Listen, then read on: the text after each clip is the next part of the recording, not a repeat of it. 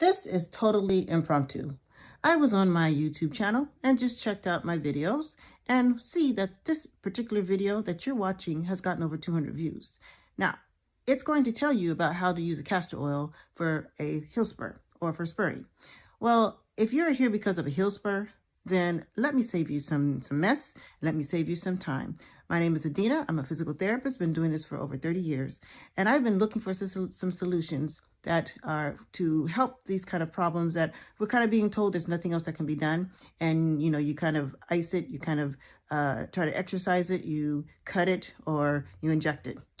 And you need more than that. So I'm about helping people find solutions that are going to cooperate with the body's natural mechanisms of repair.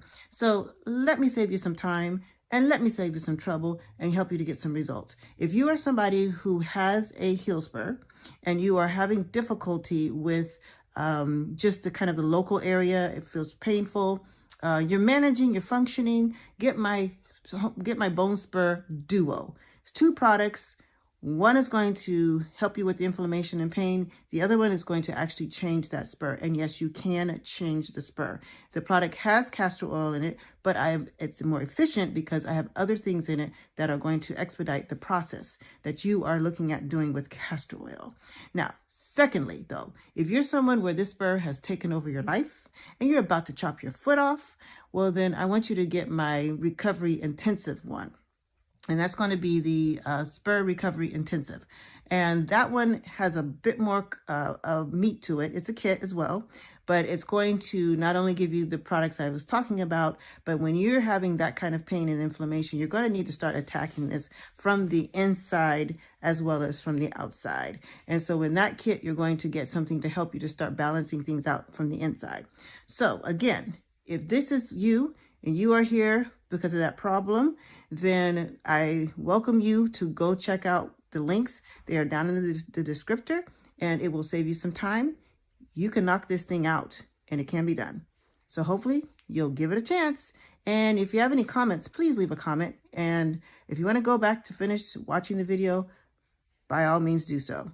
But hopefully you'll take the shortcut and head on down over to the descriptor, find the link, and order you some. Hope to see you on the other side.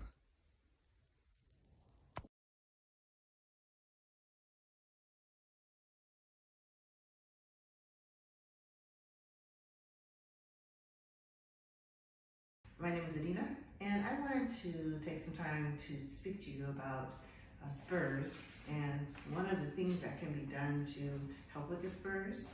And some people are aware of the use of castor oil, but not understanding that it's not a process that's going to happen overnight.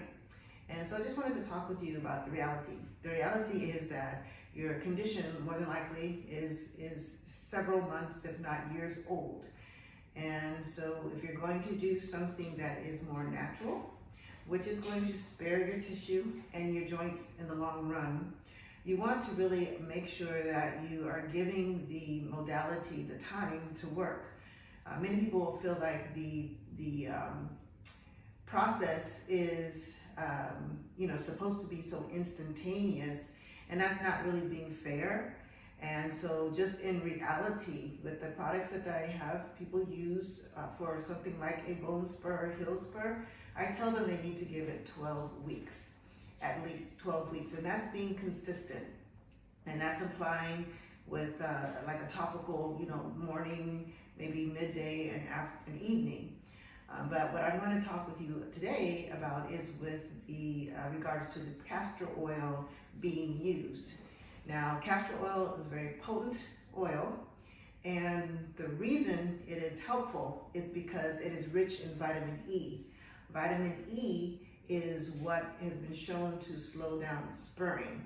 So when you're looking at creating a climate in your joint or in your tissue to reduce that, then your castor oil is a way for that to happen. The thing is, though, I always encourage people to approach something like this from the outside and from the inside.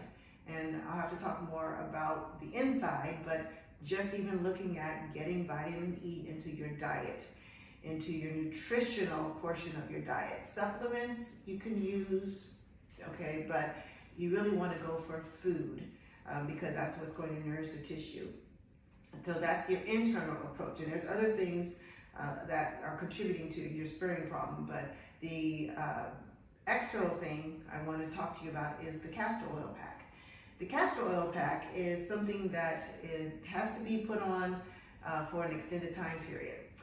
The method is, though, that you basically need, of course, your castor oil, and you're going to need either a wool flannel. This is specifically a castor oil piece of flannel that's cut out to be used, and it's a good length. So it's big enough to put on the back. It's big enough to, wrap it around whatever parts of the body it might be used for.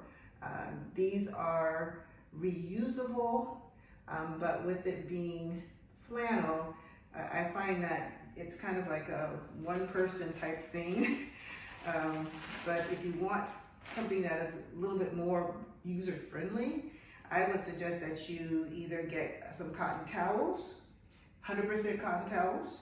I found these are actual slices or pieces of cotton, 100% cotton fabric, and it works beautifully.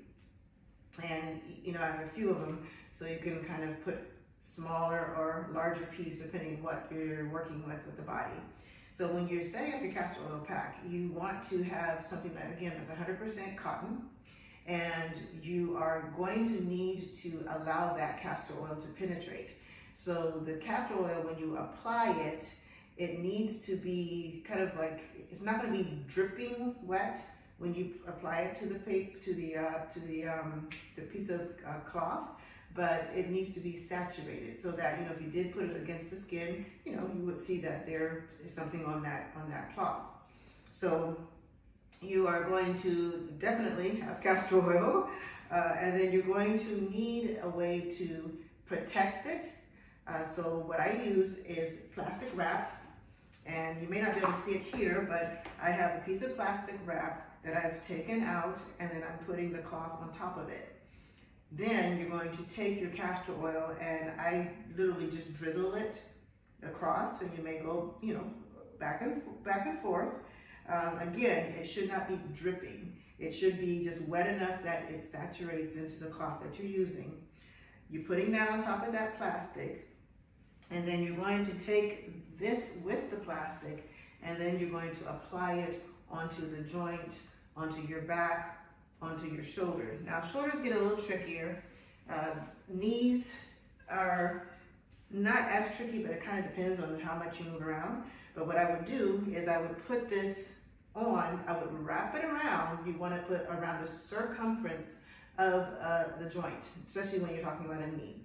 And then you're going to secure it in place with Coban or some kind of an elastic wrapping, and you will wrap that taut.